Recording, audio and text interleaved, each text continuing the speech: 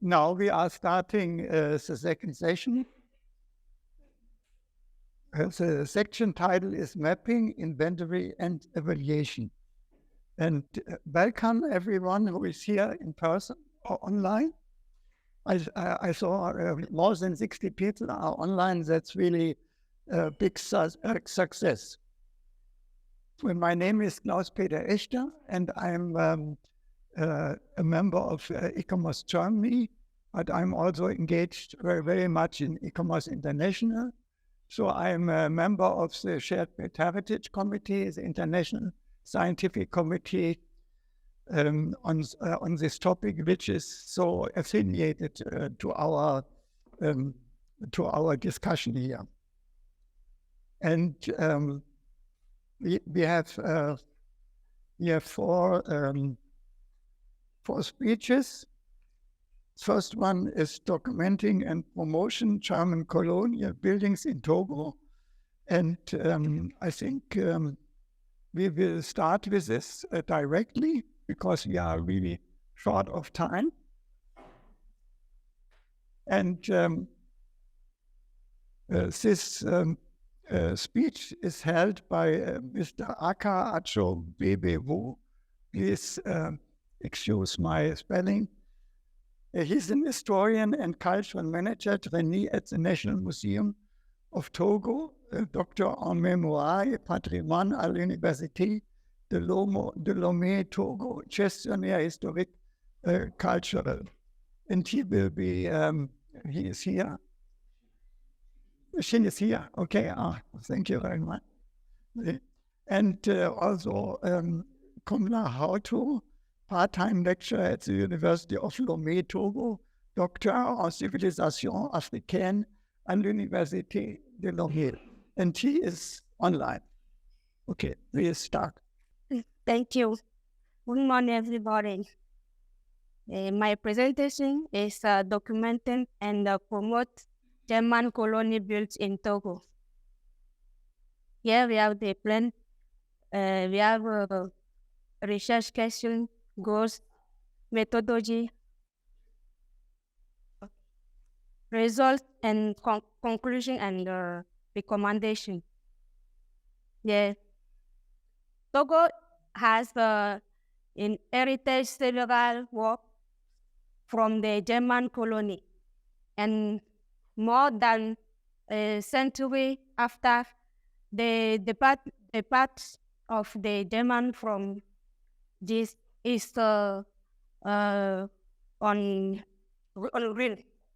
Most of these imposing buildings of the time are little known and are in great disparity today due to lack of maintenance or are completely abandoned. And then they have the question how to identify and document German colony built are an issue there several.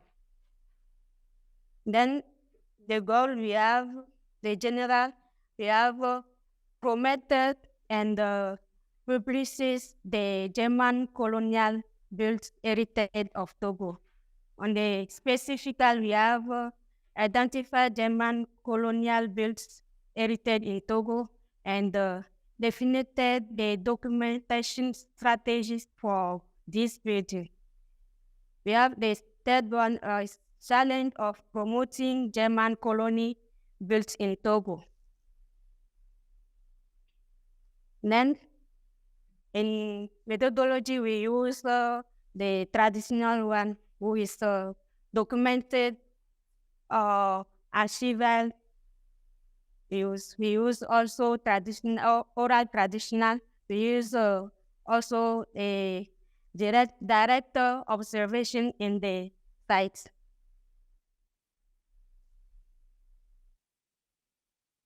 We have three types of colonial built in Togo. First is the administration builds. The second is the religious built, and the third one is private. And then this study, we focus on administration and the religious builds. Here is the religious builds. We have the cathedral, we have evangelic temple, we have Bethel temple in Agu. Notice that lot of these builds are in surface, and then we want to propose some project to remove these builds. Then in second steps, we talk about the strategy to document these builds. And first step, we find three activities. And the first one is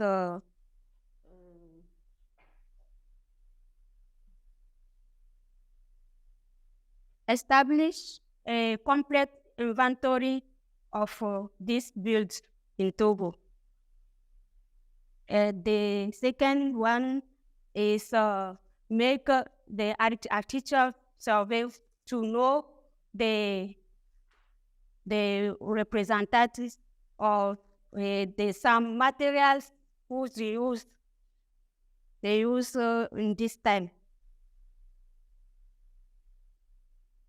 And the third is to create a database to store all this documentation for a future generation.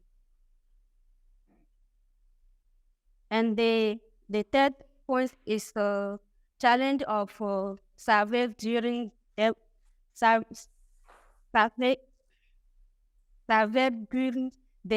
German-built colony heritage in Togo.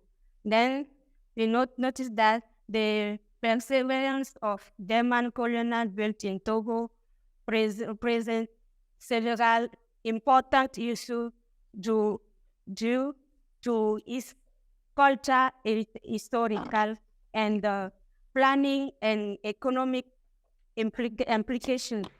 Then we think that the preservation of our culture, identity, testimony of colonial history, tourist attractives, and integration in urban development. And the conclusion, we say this brief overview of the current built state of the German colony here in Togo show that we must mobilize it to remove it if we want to leave this place, this memorial place for the future generation. This process must necessarily involve goal documentation and the visibility of this building. And we recommended that the project, and the second is to promote the tourist circuit, and in all these are built in Togo. Thank you. This was a really clear speech, and now we are heading to the second one. It's German colonial architecture between Germany and Cameroon, postcolonial appropriation in a decolonial age. And we have two speakers. The first one is Richard Tsingtau, FOSSI. He has a very, very big CV, so I only say something about he has a PhD in German studies, specializing in literature, colonial history and memory. And the second one is Champolion, MIACHE, EVINA, doctoral student in art history at the Technical University of Berlin and altogether at the University of Yaoundé. Please give us, go to the floor and give us the speech about German colonial architecture between Germany and Cameroon, postcolonial appropriation in a decolonial age, as I said before. Thank you very much, and hello, everyone. We are happy to be here to be able to also present to this wonderful conference. And this is the way we are going to work. And in our presentation, we try to rethink.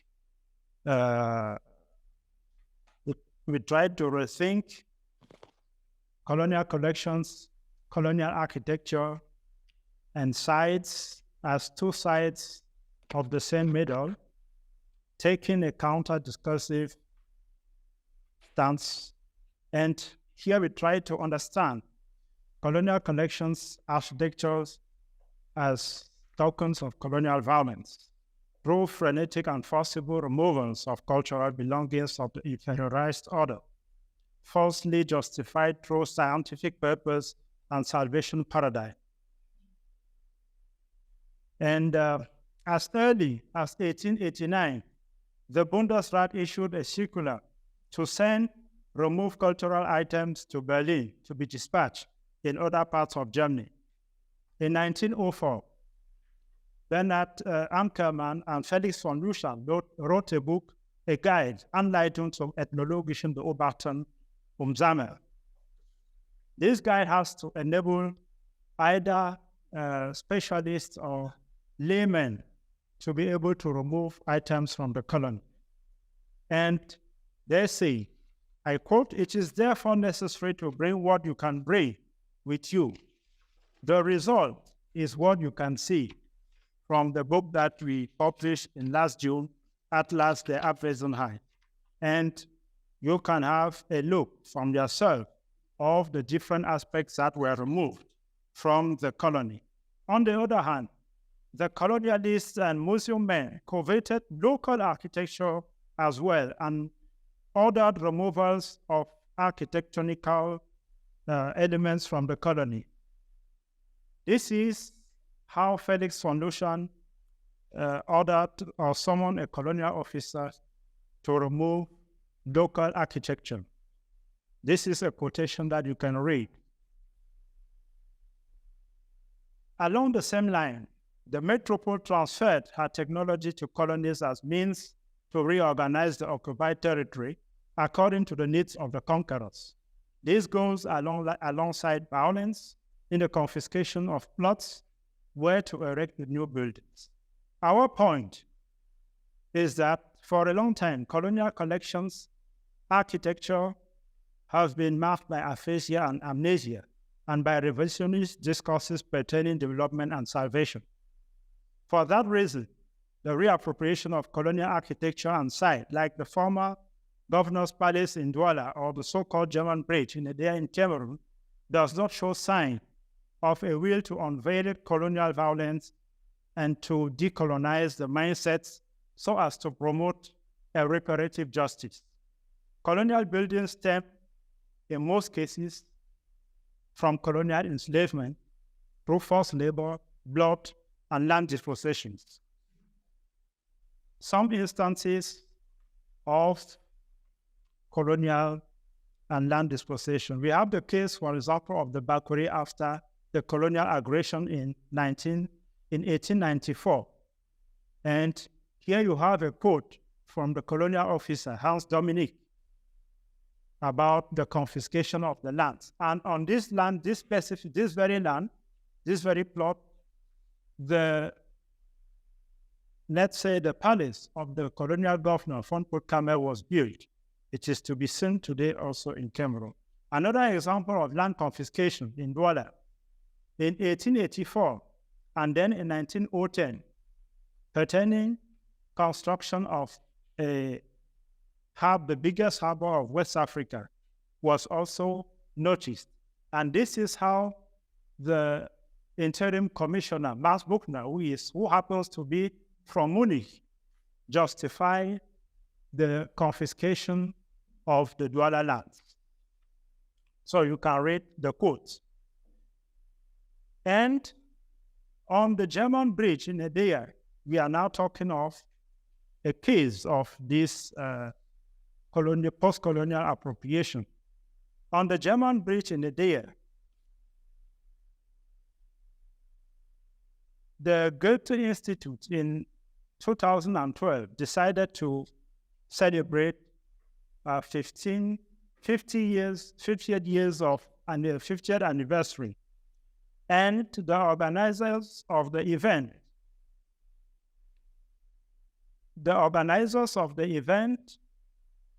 decided, what is it? Yes, this is the bridge we are talking of. So the organizers of the events decided to baptize this colonial bridge as Cultural Bridge to mark the 50th anniversary of the supposedly intercultural dialogue between Cameroon and Germany, and turn it into the place of cultural intervention. This intervention features 8 colorful figures you can see from the pictures on the right, named the Strollers of Edea, and recast the inhabitants of the former colonial city as extravagant and aimless strollers. But what about the 32 years of colonial violence from 1884 to 1916 that led to construction of such sites? How many people did the colonial power remove from their families to construct the bridge and railways, and who never returned? Good to know is that sites of building bridges and railways constructions were places of forced labor and death, where medical doctors or any other colonialist easily removed skulls and skeletons for German museums as well. Here we have a quote of a medical doctor who worked on one of the sites, that is Hans Schäfer. And he said to Lucian, as medical doctor in charge of railways construction, I have thereby a very nice opportunity, since our workers are requisitioned far away from here, and in case they die, there is never a family member around. And that's what an opportunity for him to remove the scalps. And he happened to send more than 200 scalps here in Germany.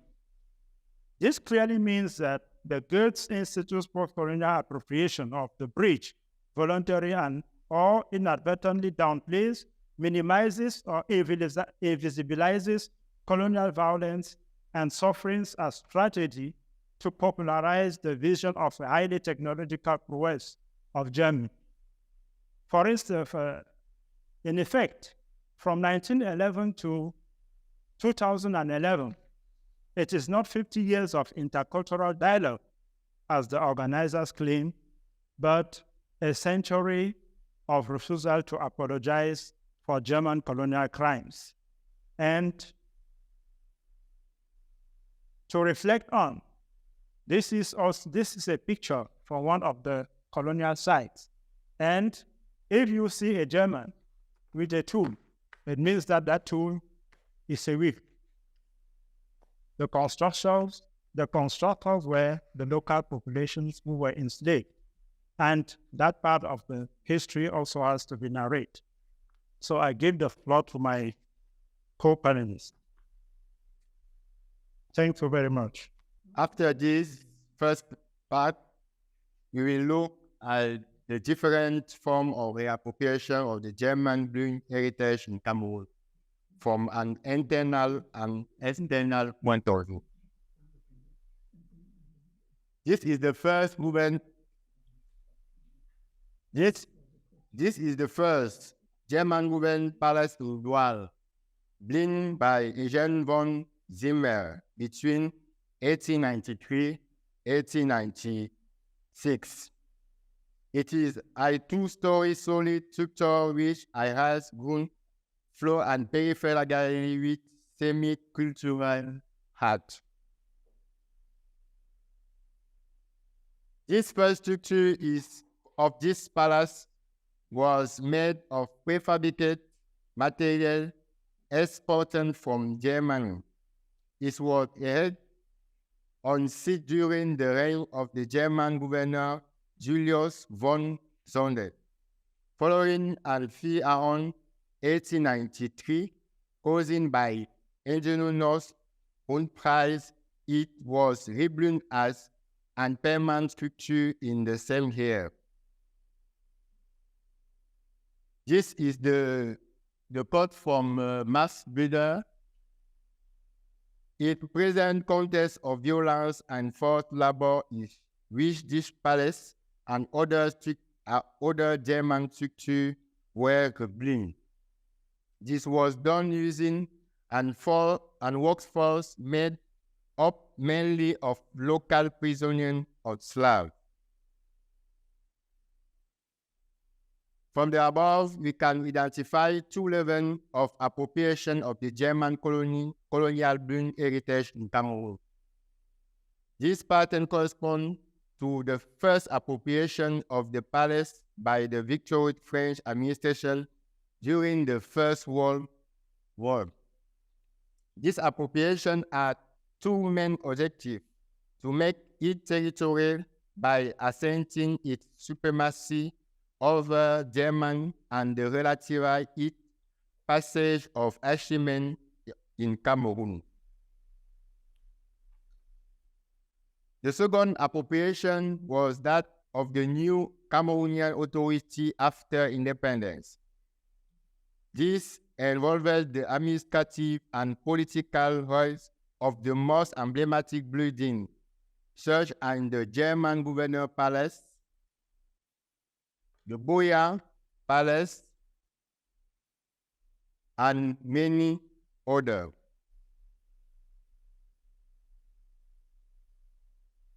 From the above, there are two dissonant views of this heritage: community and Germany.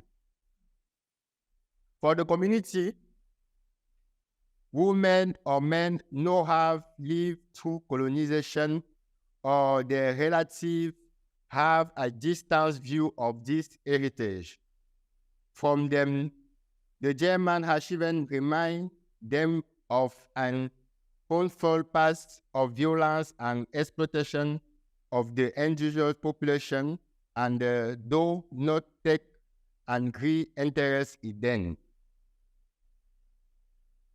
That is the German architecture situation for the building in Cameroon, Douala, in Yaoundé.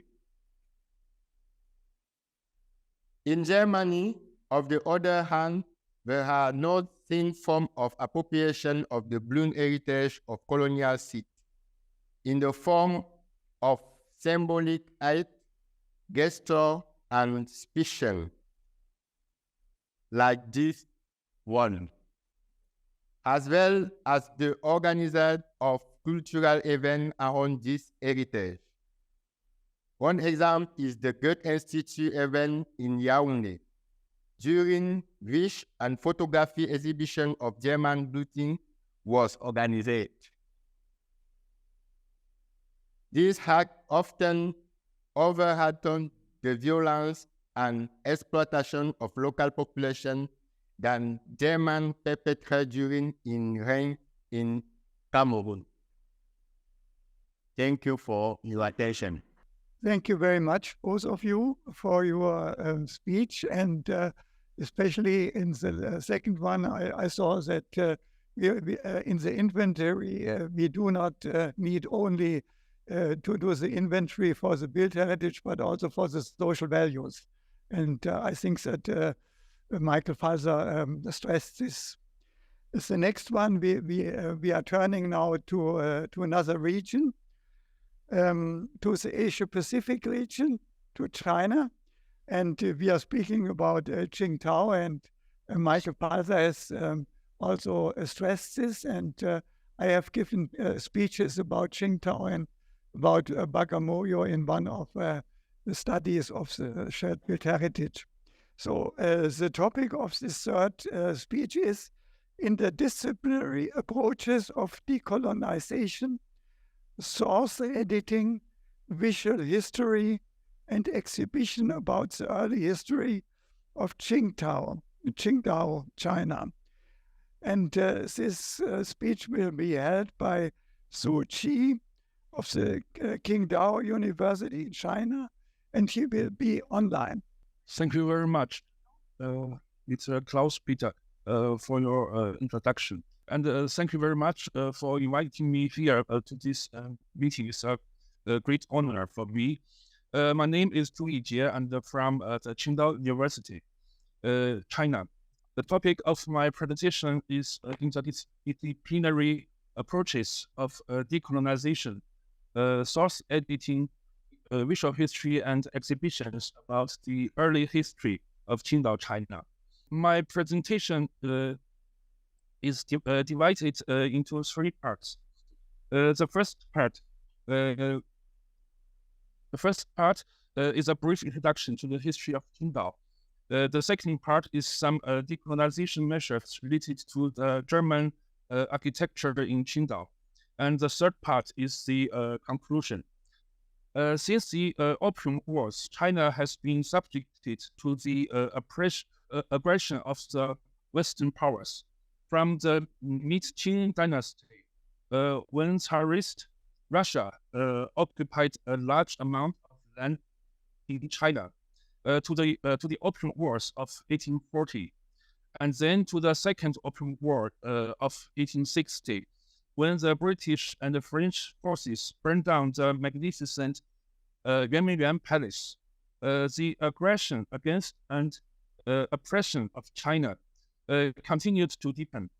With the defeat of the Sino-Japanese War, China was plunged into the frenzy of passion by the imperialist countries, and the Chinese people were plunged into the miserable situation of being ravaged, colonized, and plundered.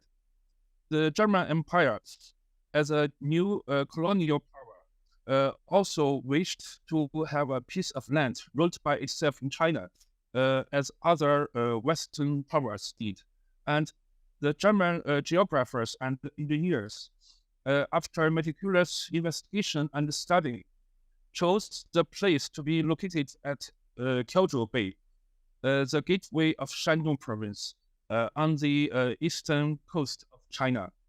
On the 1st November 1897, two missionaries of the German Catholic Church, Divine Word Society, were killed in the county of Juyi in the Shandong province. And on this pretext, the German Far East Asian fleet occupied the Kiaozhou Bay on the 14th November, and then moved into the hinterland, occupying the two counties of Jiaozhou and Jimo, thus pressuring the Qing government to sign the Treaty of Lease of Kiaozhou Bay, forcing a 99-year lease. So after the occupation of Kiaozhou Bay, the German troops of the East Asian fleet began to renovate the local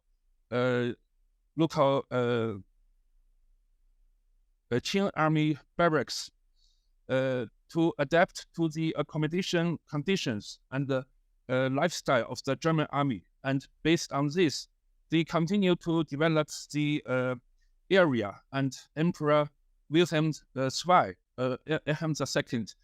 named it Qingdao as the center of the Kiaozhou List area, and began the 17 years of colonial rule over Qingdao.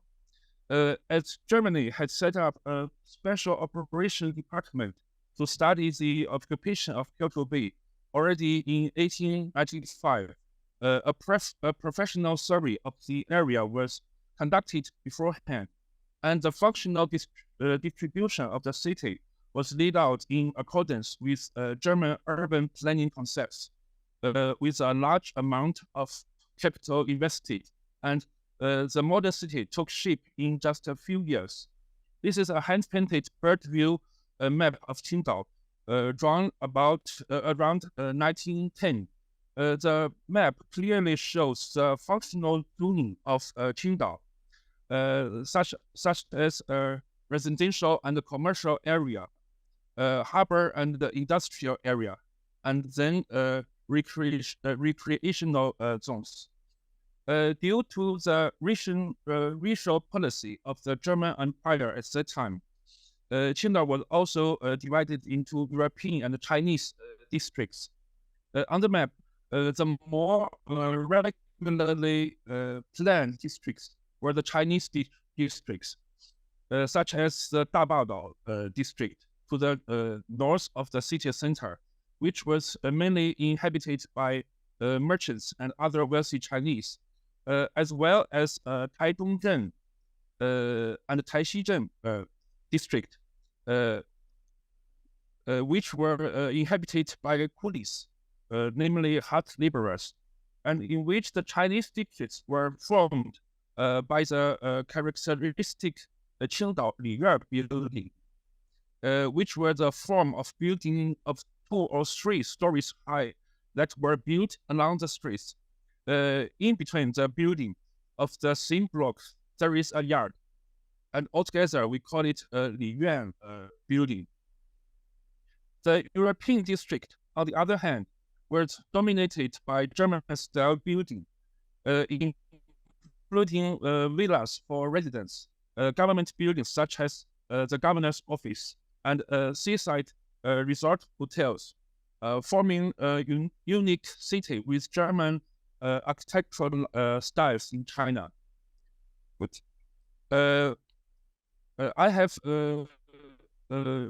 designed several exhibitions of artifacts and images about the history of the city's development, one of which used postcards published and distributed during the period of German ruling of Qingdao, entitled Qingdao's Opening and Construction, 1897 to 1914, on historical postcards for general audience, while the other 22 moments in Qingdao's history is aimed at a professional audience, with the visitors being history teachers or researchers.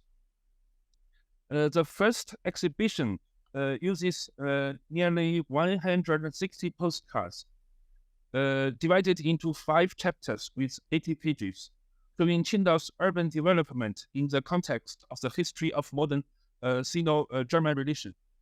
While showing the German colonization of Qingdao, historical images are also used to create an alternative narrative of the contribution of the German Weimar society and the missionary and sinologist Richard Wilhelm to Qingdao in the areas of healthcare, education, sinology, and China policies in Germany, which is an indispensable part of this history. Another work is the compilation of German language literature and archives.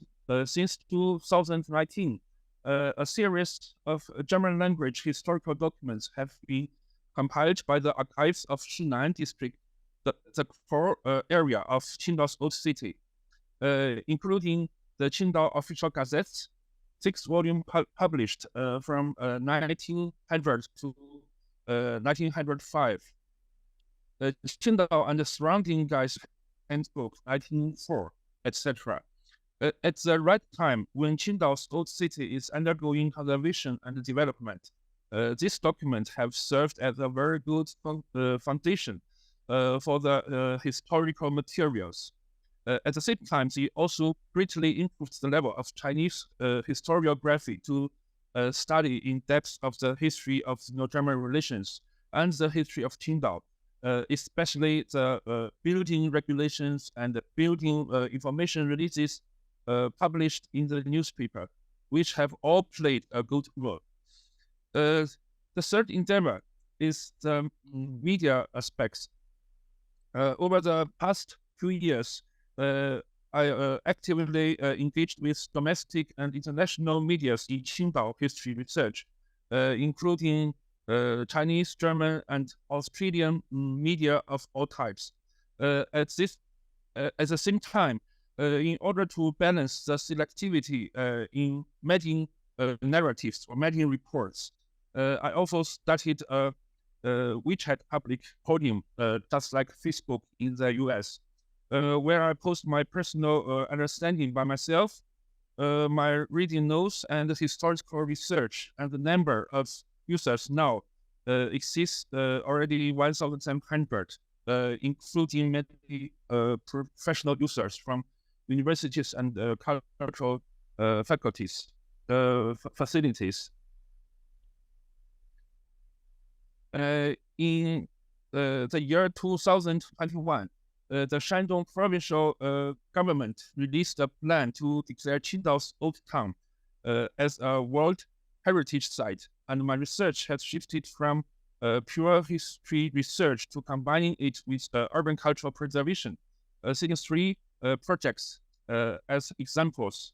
The first project was the Dabao project, a Chinese settlement in Qingdao where buildings were either built by the Chinese themselves on their own land or were leased out for construction by German firms.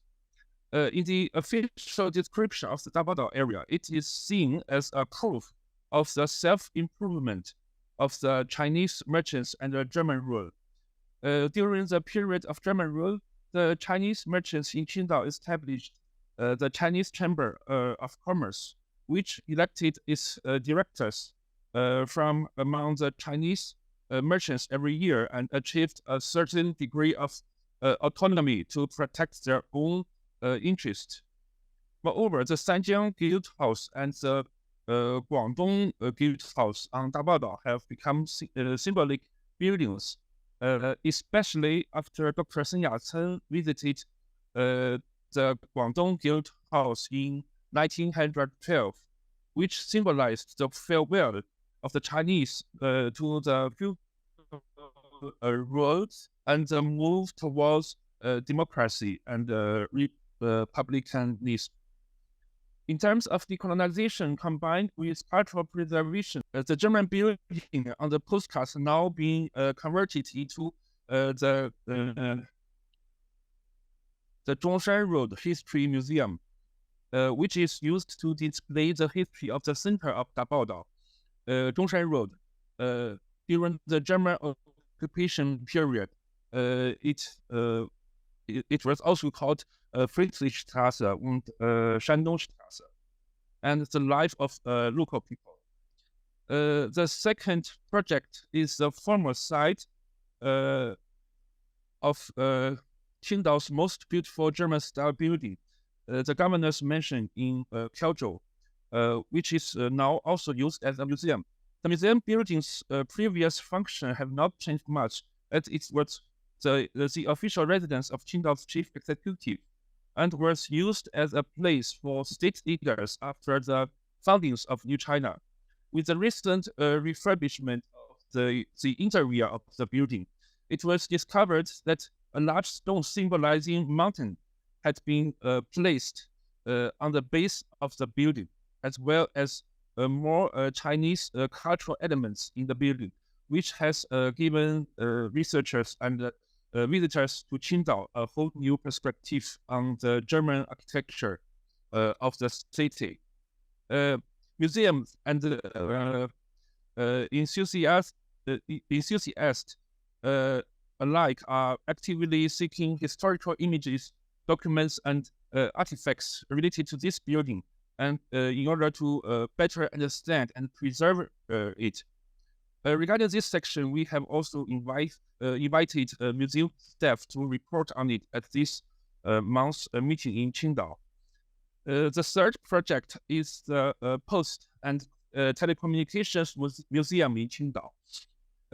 Built in 1908, it was leased by the German Royal Post Office to be used as Qingdao's post office building, and has continued its function since ever, with some remodeling during that time until the original facade was restored when it was used as a museum.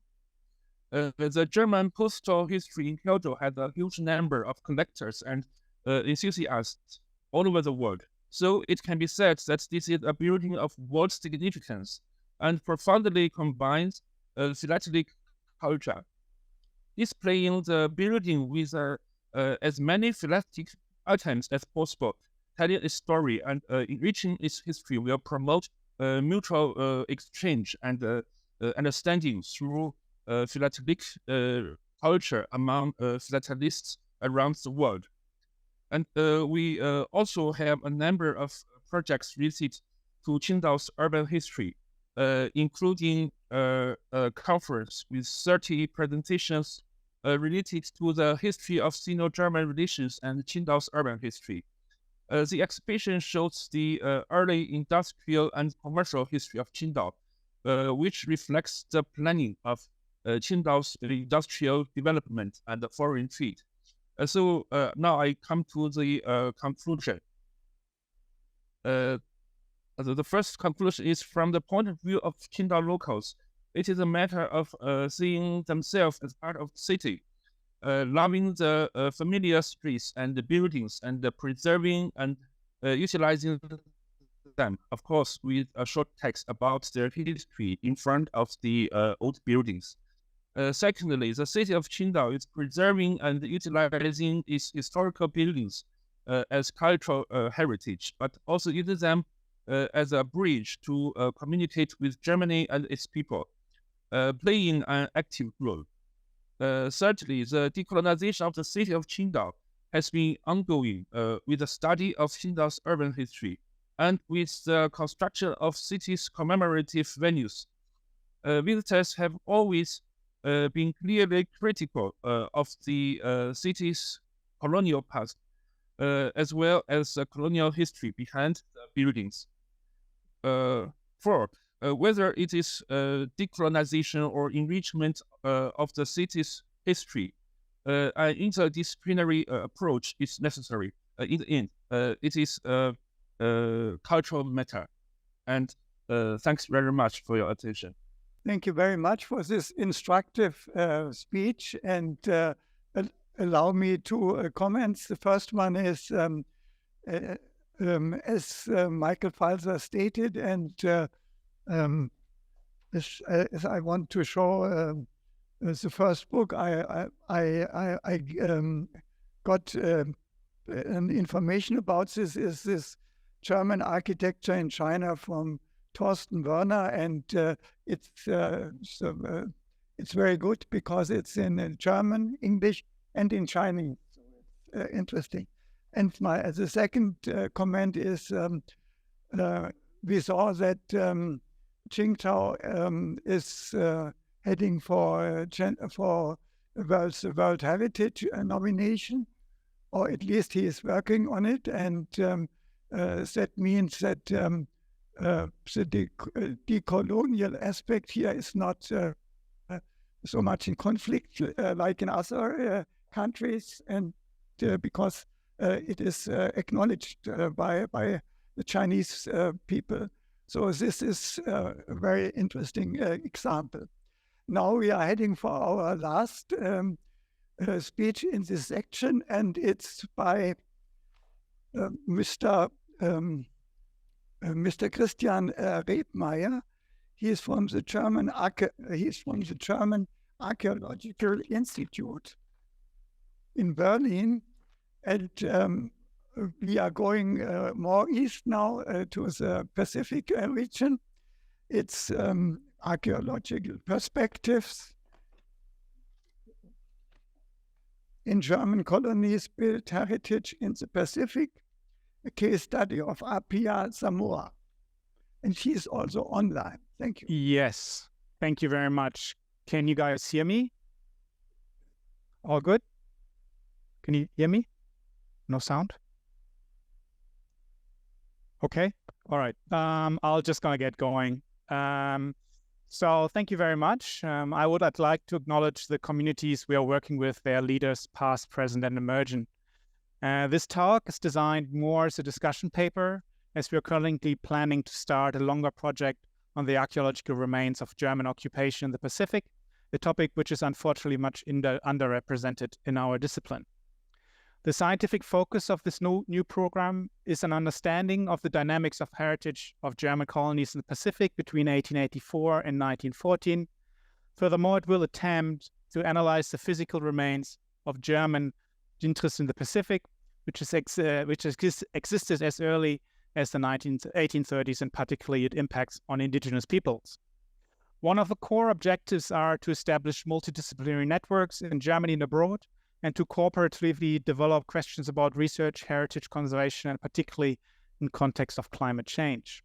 As you may or may not know, historical archaeology has its origin in English-speaking archaeology, where it originally focused on the recording and preservation of archaeological remains of European imperialism.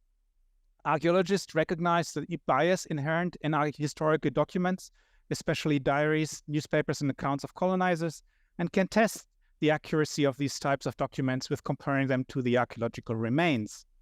From our perspective, colonialism was an inherently material process in which people, domesticated and commensal organisms, objects, and ideas moved. For example, the conversion of indigenous peoples is evidenced by the establishment of missions, their homes, churches, and artifacts. Colonialism established trade relations that brought European goods to the Pacific and Pacific resources to Europe. It included the political and economic control of the means of production and appropriation of land. This can be seen in plantation buildings, but also in the industrial agriculture and large-scale plantations creating new landscapes. Finally, it established political control by military power and the introduction of new physical structures such as barracks, administrative buildings, courthouses, and defensive structures. All of these things formed new networks, including breaking down boundaries of cultural differences, at other times creating marked resistances of movements that threw such differences into starker relief. Much that happened as part of this process was never written down, or was written in a way reflecting the cultural values and biases of those doing the writing. Our focus in Samoa represents exactly that, a building to represent a government expert on archaeological questions, whose role would most likely have been to engage with any conflicts that came from planters, plantations, and German entrepreneurs with indigenous populations. The German imperial interest in the Pacific started in 1884 with the creation of the German Schutzgebiete. This came after a long period of lobbying from German venture capitalists, which had pursued long-term economic interests in the Pacific since 1830s. In recent decades, a number of publications have appeared that deal in detail with the historical development of the period of German expansion in the Pacific. However, the reappraisal of the history of German colonies in the Pacific has so far taken place primarily with the historical realm, which, due to its sources, are at times biased for strong nation-state ideas and highlight the decision of political and socioeconomic elites in the German Empire. For a contemporary critical view, there's less information on the voices of native populations or even of those European migrants who did not belong to the elites of the empire. It is precisely this lack of perspective on the influence of German activities in the Pacific that cannot be reconciled with the claim of decolonizing reappraisal of German engagement in the Pacific. Here, archaeological sources of resistance, for example, are more objective and particularly nuanced than the description of reactions of the colonial regime. The most visual representative remnants of imperialist powers are the buildings left behind. Colonial powers used and use architecture as a tool of dominance over colonial territories. This was done through the reconstruction of monumental structures, such as government buildings, schools, and churches, that shout the power and wealth of the European conquerors.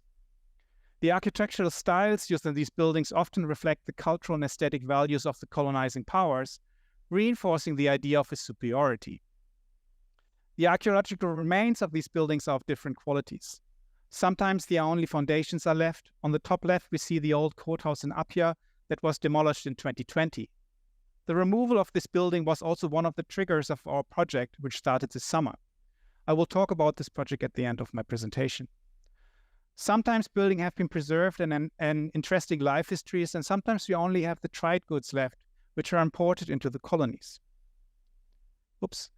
Colonial architecture and urban planning reshaped landscape on many occasions in the Pacific. An example of how urban planning excluded indigenous populations can be seen in the so-called enlightened colonial regime under Governor William Solf in Apia, and in the activities of the New Zealand administration that followed. The image to the left shows the town of Apia in 1923, and it reminds us more of a lakeside resort town rather than the Pacific village. Whereas colonial architecture and urban planning speaks to the expulsion of indigenous peoples from their land, indigenous peoples adapted, changed, and blended cultures, which is also reflected in their tangible heritage. The material resistance of colonial power, for example, refers to the ways in which colonized peoples and territories resist and challenge colonial control. This can include active resistance through arms, insurrections, rebellions, as well as more passive forms of resistance, such as the preservation of cultural and political traditions, the establishment of parallel systems of government, and the boycott of colonial goods and institutions. The materiality of resistance can also involve the creation and dissemination of counter-narratives and symbols that challenge colonial representation and ideologies. One of the crucial problems from an indigenous historical perspective is the significant loss of knowledge in traditional oral societies when populations decline. As an example, I want to highlight the work of my colleagues Philip Hartner and Geoffrey Clark from the Australian National University, who recently published a paper on population assessments in pre-colonial periods in Tonga. They estimated a larger population residing in Tonga. This suggests an efflorescence of Tongan society in the second millennium AD. The research compared historical population assessment based on missionary accounts and ship data, which, for example, estimated population densities of 30,000 people living on Numuka and Vavau. Retrodiction of population estimates based on remote sensing data of archaeological features on Tonga Tapu challenges narrative as underestimating population densities on Tonga. The archaeological data showed house mound densities, which suggested a minimum of up to 70,000 people living in comparable areas. The research has important implication for descendant communities in Tonga and abroad. Lower population estimates for Tonga Tapu have minimized the impact of increased European interactions in Tonga and the wider regions in the 19th century. The evidence presented here indicates that population declines of around 80% or more occurred in Tonga instead of the 30 to 50% before, which has implication of how we interpret the effects of globalization on the indigenous peoples and their resilience in the face of catastrophic loss of life. In our efforts to understand and or preserve the archaeology of German colonies, we also need to consider that heritage is in danger on a much wider scale in the Pacific Islands, both in terms of sea level rise and extreme weather events such as tropical cyclones. The extent of the destruction becomes clearer when one considers that 50% of the sites of the Pacific Ocean that have been inscribed in the UNESCO World Heritage List so far are directly threatened by sea level fluctuations. From a background of this data, the question remains whether the archaeology of our colonial period is something which is valued by indigenous population in the Pacific. Considering the disastrous impact of European invasions had on indigenous populations, is it a feasible project to conserve some of the most visible remnants of colonial rule, its architecture? Here I would like to thank my colleague James Flexner from the University of Sydney for his thoughts. That indigenous practices survived, adapted, and transformed through 5 centuries of colonial violence is indisputable from the available archaeological evidence, not to mention the resilient indigenous communities that continue to survive in the contemporary world. Indigenous people did not disappear despite 19th century predictions on the contrary. And an ideology of terra nullius, in which the indigenous population never really owned the land and disappeared anyway, provides the ideological background for maintaining such status quo. On the other hand, it provides a fertile ground for developing new narratives counteracting dominant histories of colonial conquest. One way to maybe approach this dilemma of heritage preservation in the development of equal power relationships in archaeological research, which also follows the development of new alternative historical narratives. This is by no means a new concept, as Arnstein's letter of citizen participation from 1969 and collaborative research design shows. In our work, we are aiming to develop research agendas in a true partnerships, delegating power through training, and do not claim control through, for example, funding streams, scholarship distribution, etc. The first instance of planning research agendas and funding is by responding to requests from communities in the Pacific for research work, training, and capacity building. Capacity building programs such as Train the Trainer workshops are predominantly aimed at students and teachers. The aims of these programs are predominantly skills-based ventures, when practical skills and archaeological techniques or knowledge of tools and techniques are used in cultural and landscape conservations are taught. Currently, we are increasingly focused on modern technologies such as geospatial analysis, equipment and remote sensing, and the implementation of this data into heritage management plans. The training workshops for our Samoan project targets postgraduate level indigenous students, both in New Zealand universities and at the National University in Samoa. In our project, which is a collaboration between the DIE, Unitec in New Zealand and National University in Samoa, is connected to a new program which engages with the archaeology and built heritage of German colonial occupation in the Pacific. Its overarching collaborative research objective is to understand the impacts and memory of German colonial enterprise between 1830 and 1940 in the Pacific.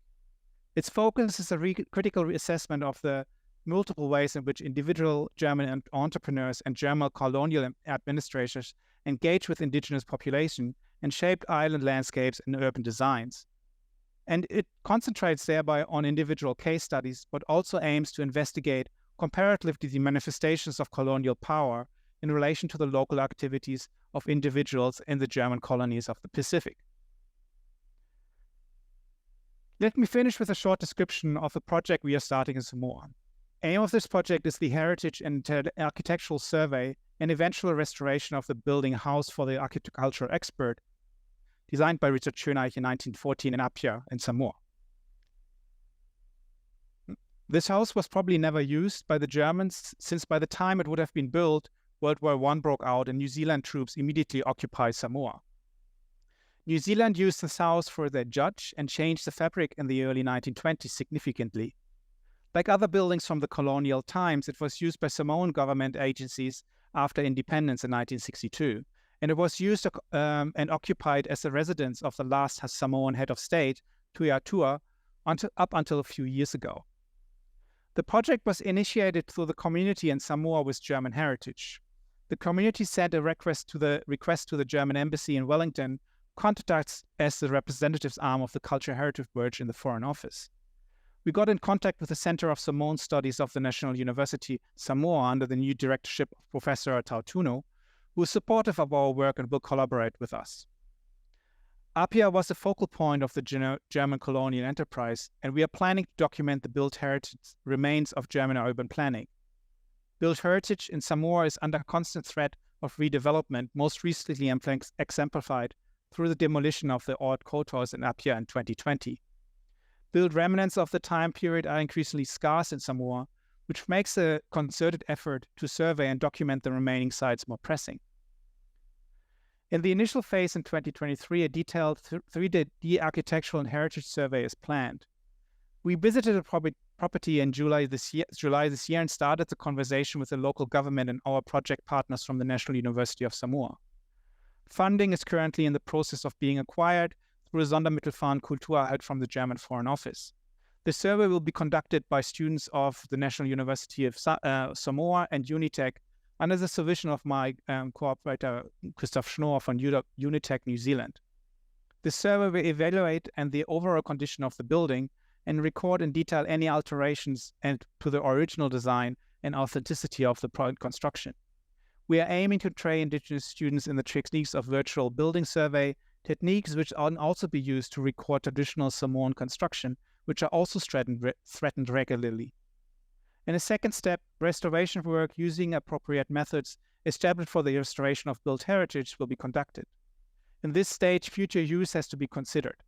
Proposed usage are the development of a museum, a meeting place, or a place of remembrance.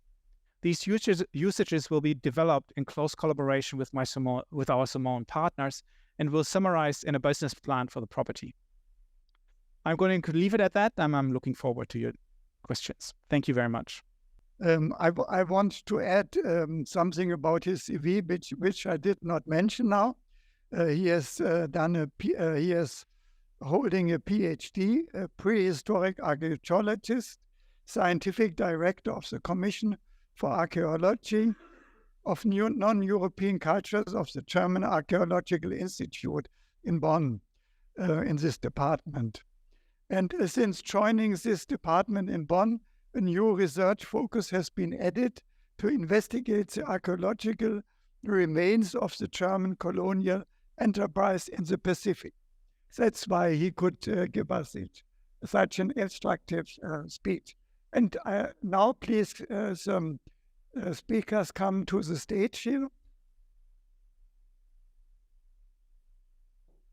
Who are in person here, and I think some speakers online are there too. Yeah, at first, some questions from here, please. Thank you so much for your very interesting presentations. And I like this particular chain of presentations to really do this cross-continental survey, which is really fascinating. And I have just one question to our colleague in Qingdao. And I would like to ask you, when I had my introduction, I was showing this specific kind of decolonizing twist by reconstructing a colonial building, which is the train station.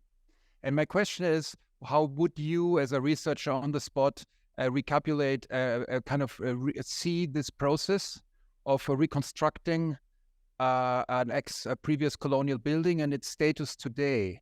Is this a decolonized building by re-evocation and voting, or how would you judge this process? Thank you. Thank you, Mr. Professor Vorhoelzer.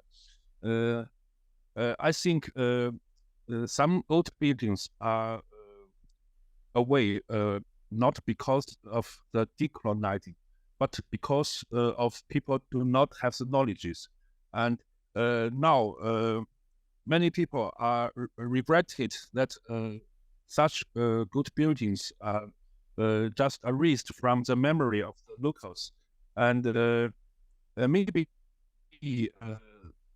some officials are under pressure because the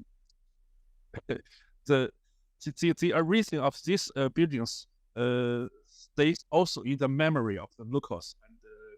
And every time we see the reproduction and we criticize such moves, that is also against the law of now, because all the old buildings are now under protection, and just because the people who in charge did not have the knowledge, and the buildings were just away. It's a great loss to the city and to the people there.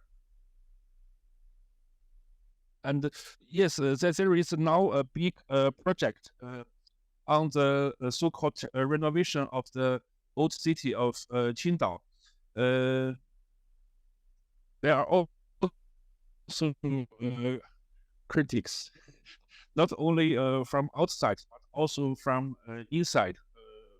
Many people are not satisfied with this is not some kind of preservation. Sometimes it's a kind of destroy. The people are not there. The original inhabitants, they are split away. The memories are just down. I'm not in charge. I cannot change this.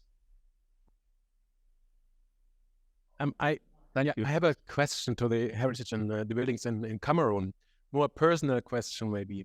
So we've seen in different presentations that these colonial buildings are also symbols of oppression, of foreign rule, of violence, and they are hated and they are part also destroyed. And you, in an impressive way, you pointed out that these buildings are made by enslaved people.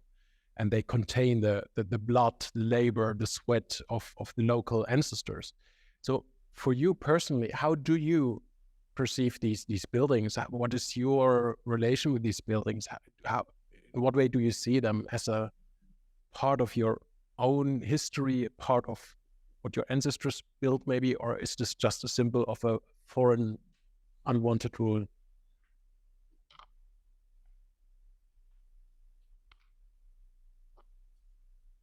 Yes. Yes, thank you very much for the question. I think that's a really tricky question, because these, let's say, this built heritage today really bear signs of dissonance. And we have here to do with what we can once spoke of cognition, dissonance cognition. So on the one side, like I said, we shouldn't lose sight of the fact that these buildings today do not speak to us only in terms of their materiality.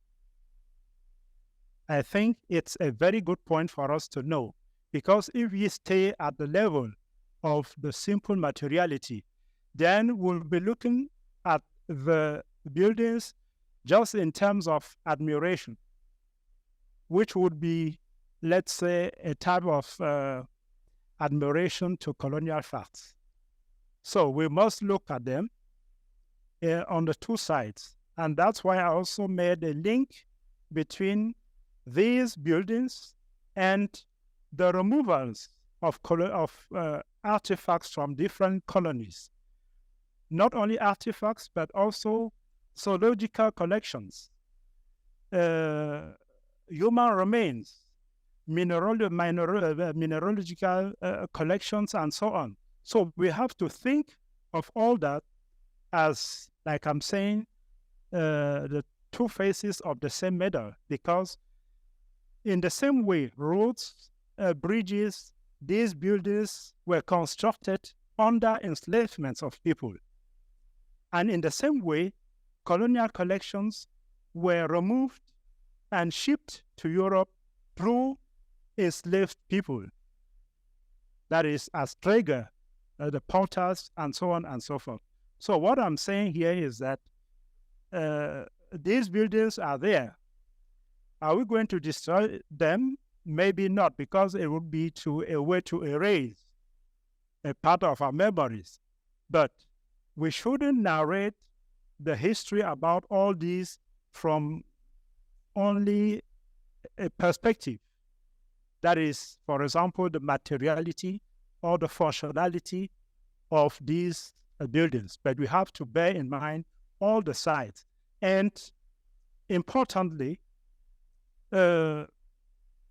we spoke also of the engagement of local populations. Like I said, until today, there are many communities in Cameroon struggling to get back their lands. What do we do of that? Would we say that, how do we repair colonial injustice if we continue to say, okay, we prefer to have the buildings than to give back the lands to the people who own them? That's also, that's a question that I'll invite all of us to reflect on. We have understood this point of view now, and I wanted to show just a book about Tanzania, which has not been mentioned. I guess Tanzania, das koloniale Erbe from Vorhoelzer from 2005. Okay, the next question. Thank you very much. It was very interesting. Maybe it's related to what you said before, and about the documentation and the recommendation after you document the building and the area, about the tangible and intangible values of the historical sites. Do you think there is, it's a general question to all we saw in Samoa and your places, are there values for the addition for the building that you want to preserve, not preserve only the original building, but also what the building has gone through the years? I think you mentioned something very important is that it's not only the tangible, but also the intangible values. And we didn't discuss this before, but I guess the intangible heritage is very important. Who wants to answer? Okay, thank you for your question. I want to speak French, si possible. En fait, ce qu'il faut comprendre avec ces bâtiments coloniaux au Cameroun, c'est que, effectivement, comme mon collègue l'a dit, il y a deux aspects qui sont importants. Il y a l'aspect matériel et l'aspect immatériel. Et de plus en plus, lorsqu'on parle d'architecture coloniale au Cameroun, effectivement, on met uniquement en avant l'aspect matériel. Pourtant, il y a un aspect immatériel tout aussi important qui a contribué effectivement à l'édification de ces architectures-là. Ainsi, la communauté, en réalité, les communautés actuelles portent un regard un peu distant sur ces patrimoines-là, simplement parce que ces patrimoines-là rappellent cette situation difficile, cette situation de colonisation difficile où il y a eu une grande main-d'œuvre indigène qui a été utilisée, ce qui fait en sorte que le regard que les populations portent sur ce patrimoine-là est différent du regard que les politiciens ou bien les autorités portent sur ce patrimoine-là. Pour une population lambda, ce patrimoine-là, en réalité, n'a pas véritablement d'importance pour lui. Effectivement, et pour les autorités, il y a une forme de réappropriation politique et administrative de ces patrimoines-là. Donc, en réalité, lorsqu'on va vers les populations, encore, il faut savoir si ces populations-là maîtrisent déjà l'histoire qui tourne autour de ce patrimoine-là. Lorsqu'on va effectivement approcher ces bâtiments-là, il y a cet élément-là important sur la relation que les populations entretiennent avec effectivement ces patrimoines-là. Donc, il y a deux formes d'appropriation. Aujourd'hui, il y a l'appropriation du point de vue ou bien le regard des populations vis-à-vis de ce patrimoine-là, qui est tout au moins différent du regard que les autorités politiques portent sur ce patrimoine-là. Il y a également un autre aspect qui est aussi important, c'est celui de savoir c'est que le regard que l'Allemagne pose sur ce patrimoine-là. Effectivement, nous savons bien qu'après la guerre de 14, les Allemands ont cédé leurs droits, on va dire ça comme ça, aux Français. Mais de plus en plus, à l'ère postcoloniale, il y a une sorte de réappropriation nouvelle de ces patrimoines-là, à travers les discours, à travers les événements culturels sur ces patrimoines-là, qui montrent en fait que bien que l'Allemagne s'est débarrassée du point de vue juridique de ces patrimoines-là, mais garde tout au moins un regard culturel, un nouveau regard sur ces patrimoines-là. Et effectivement, ils se reconnaissent plus ou moins dans ces patrimoines. La question se pose donc effectivement au regard de ce que les Allemands entretiennent aujourd'hui sur ces patrimoines-là. Est-ce qu'effectivement, on peut parler de décolonisation de ces patrimoines-là? Merci. Yes. Yeah, the first, just a moment, because not everyone could understand it, and I only say some aspects. He had two aspects. The first one was about the intangible heritage, and the second one was the building which he talked to was it's very problematic from this point of view. It's not the German attitude, of course, but also the attitude of the indigenous people, and it's even more problematic because it's not only German colonialism but also French after this, and that makes this more problematic. And he said it's not only a judicial and legal attitude from the Germans, perhaps, but it's you have to look at all these very different values and approaches by the people. So it's a very complicated case, as stated before. Thank you. Well, thank you so much for the talks. And I wanted to ask back on TSOGANG FOSSI and the German bridge and your use of, or the question you mentioned on the chart, which is this decolonial, and I wanted to ask back because I think we have different usages of the word decolonial within these presentations, and Schaffhauser had met various decolonial strategies, and I had the impression that you had a more specific or more intensely valued usage of the decolonial word. So is this bridge or is this huge usage decolonial as a question on how is it treated? Is it treated responsible regarding to the problematic heritage? And I wrote down that it's. Or I wanted to ask back whether you think about the nowadays usage of this place has still this fantasization about technical progress, and in a way, in this context, the decolonial framing is like made too easy in some way. It's not all the aspects are being thought of via during this working on this bridge and this contextualization. And I wanted to ask back, how do you use this framing, or how do you mean this question of, is this a decolonial work with this bridge? Do you understand the question? I'm sorry. What do you mean by decolonial in this particular aspect? Yes, thank you very much.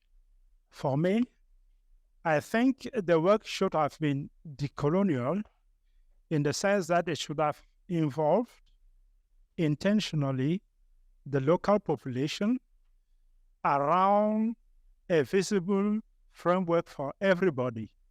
I spoke with the artist who realized these colorful figures, and what he answered to me is that his only task was just to realize the figures. So what do the figures mean? He himself do not know. Can you imagine? And for a site like that bridge, which was at the same time a railway, I quoted the medical doctor Hans Schäfer, who sent more than 200 scalps here in Germany. They are still here in Germany, in Berlin. So, and maybe 100 years ago, the Goethe Institute takes a Cameroonian artist to realize such figures on the same bridge without even a minute of silence for those who died. That's what I say. Is it really decolonial in the sense that we really change a view, or is it only colonial nostalgia? You see, so that's my point. So I think a responsible work should have been to, first of all, do this historical account and background of the realization of that bridge in colonial times. And before we say that, okay, we are open a new era. But you see, the dialogue of the Goethe Institute starts from 1960, when Cameroon became independent from French colonization, and not from 1911. But it does not mean that the Goethe Institute forgets that the bridge was built in 1911, and it chooses the site for purpose. So that's what I'm saying. And that's my sense of this. I'm saying, is it really a decolonial work in the sense that it empowers all the two parties, all the two sides? Thank you very much for this clear explanation. That's really important. And now let's go to the online chats. Yes, thank you. There are actually not so many questions after all, because some of the questions were raised directly to Christian Rebmeier. I'm not sure if I should, because they were sort of asking for details, I think. Or would you, Christian, say that these should be repeated? No, I can just make a quick comment. There were two questions. One was about sort of more self-reflective question about how we consider the methods of heritage preservation from a sort of colonial, white colonial perspective, like ourselves. One of the important things there is that our collaborations in the Pacific, especially with UNITEC and the National University in Samoa, that these students, there are predominantly indigenous students, indigenous Samoans. And one of the important things there is that there's a conversation going on between obviously indigenous perspective on colonial heritage and then our perspective on it, and that there's the importance they're communicating these two perspective of each other. And yes, it will be one part of the a crucial part actually of the project. And the second is whether we're going to do it at Cross Pacifica. And yes, like the project idea is not limited to Samoa. It's just a starting point, and it's really just more a coincidence than a particular focus of us, because it has it came out of my networks in the Pacific, because I've been working in Tonga for a very long time, and on my way to Tonga to field work, I got in contact with the embassy in Wellington, and that's how the contact was. So it's not that that we really wanted to focus on Samoa. It's more an organic development of research questions. I hope this answers the questions. Thank you. So I have this one question, or more a comment from Ohima to everyone. How do you feel about the title Promoting German Colonial Buildings in Togo?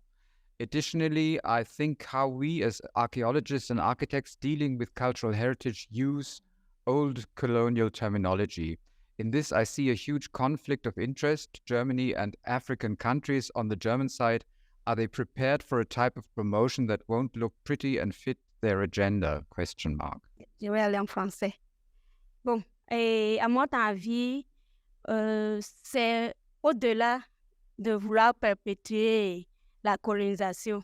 Normalement, si on lance un regard sur tout ce qui s'est passé, et les ancêtres togolais ont participé à la construction de ces édifices. Donc, si vraiment on veut les balayer de revers, c'est comme si on négligeait leur effort qu'ils ont consenti en collaborant avec, même si c'est de force parfois qu'ils ont collaboré avec l'Allemand pour construire ces bâtiments, ils ont aussi leur force dedans qu'il ne faut pas négliger. On doit au moins, pour leur faire honneur, parce que c'est grâce à ce travail que le Togo est né aujourd'hui. Donc, il faut les faire honneur aussi. Il faut voir aussi de ce côté, pas seulement de côté négatif que la colonisation a engendré. Donc, il faut voir ce côté positif, le rôle qu'a joué les ancêtres togolais pour la construction de la nation togolaise. Donc, c'est de ce côté, nous, on voit plus pour sauver vraiment ces édifices. She said you should